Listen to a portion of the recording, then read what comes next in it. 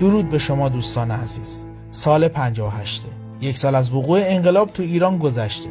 تو این مدت شاه با هیچ کدوم از رسانه‌های خارجی صحبتی نکرده تا اینکه بالاخره درخواست یه روزنامه‌نگار بریتانیایی رو واسه مصاحبه قبول میکنه. دیوید فراست روزنامه‌نگاری بود که قبل از انقلاب هم تو ایران چند باری با شاه مصاحبه کرده بود، اما این مصاحبه هیچ وقت به صورت کامل پخش نمیشه و بخش‌های از اون اجازه پخش نمیگیره تا بالاخره بعد از سالها نوار این ویدیو لو میره و امروز ما تیکه‌های پخش نشده این مصاحبه رو قراره براتون پخش کنیم. این آخرین مصاحبه شاه بوده که دشمناش نمیخواستن حرفاشو مردم بشنون، ولی حالا که این بخش‌ها به دستمون رسیده ازتون تقاضا دارم با دقت تا انتهای این مصاحبه رو نگاه کنید و خودتون درباره این صحبت‌های شاه نظر بدید. When I committed, I think, the mistake of changing the Amuzgar government and precipitate the liberalization program, I wanted to create, as I said, a coalition to form a national government representing all shades, especially the opposition people.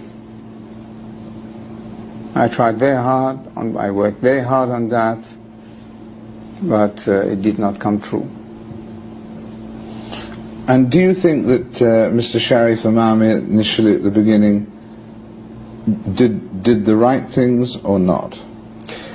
Well, you can say yes and you can say no, because it was surrendering on all fronts to everyone, opening the jails and giving freedom to all, and at the same time asking for martial law.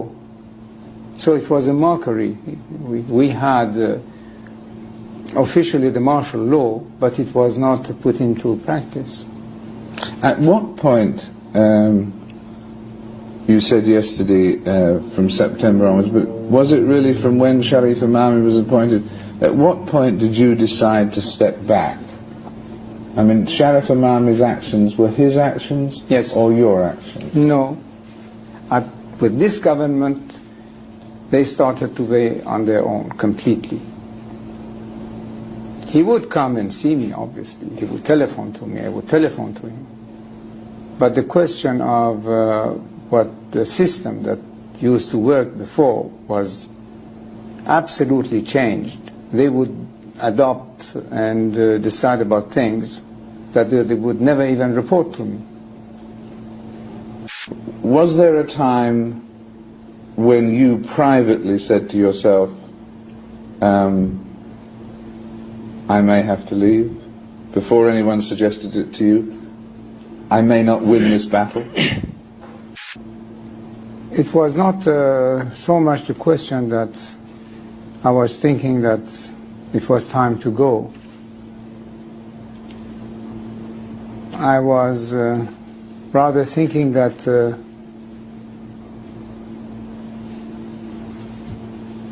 you know, like an end to something. Without thinking of going, you were thinking maybe this is the end of an era. Or something. Of me, of an era, or of something.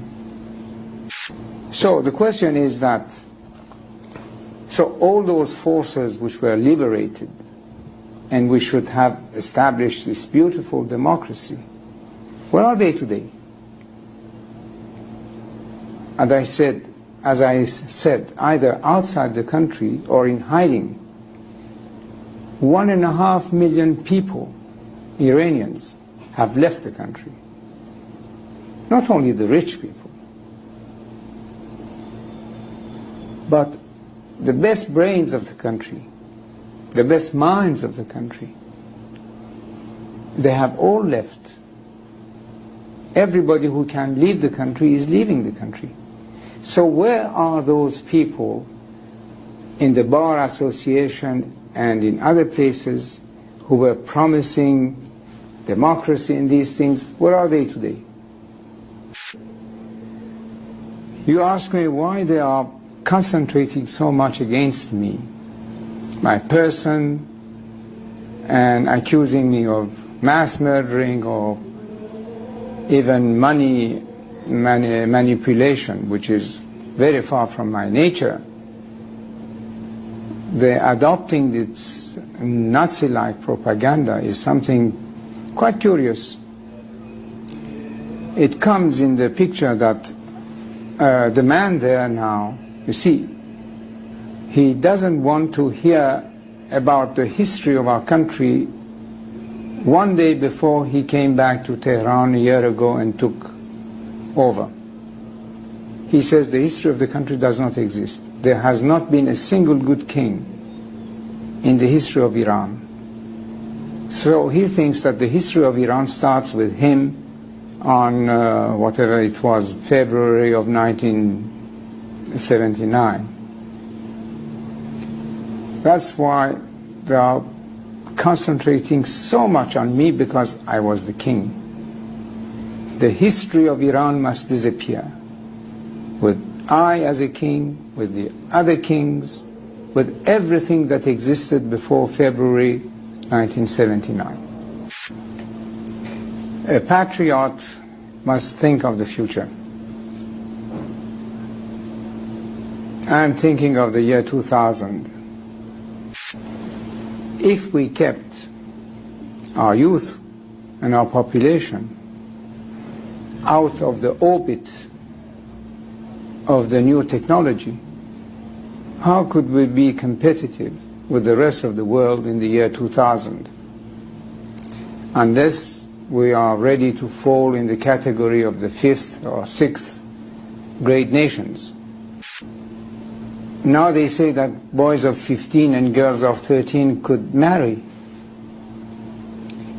Our population explosion is 3.2 already. Soon it will become, I don't know, in the category of 5 to 6%. How are they going to feed these mouths? Especially if what now is making the wheels turn somewhat, that is oil money, will be finished. It's only through technology and mastering the science, and the future of the world is based on technology and science. And this is only in the Western world that you could find. So the man is not thinking of the country or its future, only about his hatred against me.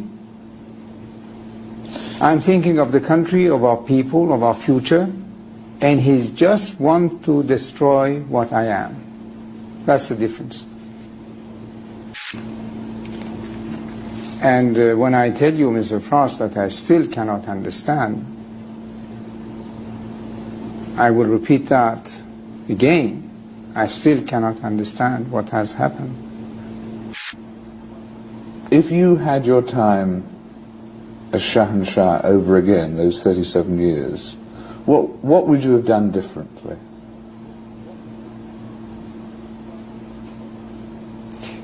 Well, now probably I will say a few things, because something went wrong, obviously. And in addition of either saying the truth or making yourself excuses and all kind of things to defend yourself against the failures, but probably in addition to all the intrigues from within and without, something had gone wrong. And this is what I think about. I have recently published a book in which I elaborate on some of these subjects, but I will tell you now that either we started a little too late the liberalization program, or we started a little too early and too fast. Either we should have started it in 1973 instead of 75 or 6, or at a time of crisis, when we were seeing that things were moving in the direction of complete chaos and anarchy, then to take our time, first to re-establish law, order, and the execution of rule, implementation of rule, and then start to liberalize again. It's one of those two things, but I was following my inner instincts. How do you think future generations of Iranians will view your 37 years? The truth and the reality of history could not be kept always in the shadows. That is impossible. Truth will come out in any case, sooner or later. And at that point, in 50 years' time, how will future Iranians judge you? 50 years, I hope it will be sooner than that. Well, whenever, I was saying, how will your people, after a period, judge you? Well, if they read history, they will see what it was before my father, what it was when I took over, and what it was when I left. Do you feel that your people let you down, or that you let your people down? First of all, when we say the people, we cannot talk about all the people. That's absolutely not true. I can say that the silent majority remained silent. And if I let my people down, it was for the purpose that I tried to explain, that a king cannot be a dictator and that a throne could not be based on blood. This is my only explanation for what it is worth.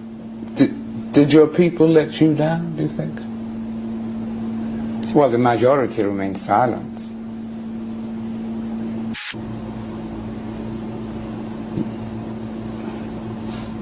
Is the worst thing about being here, thinking of your homeland? Well, here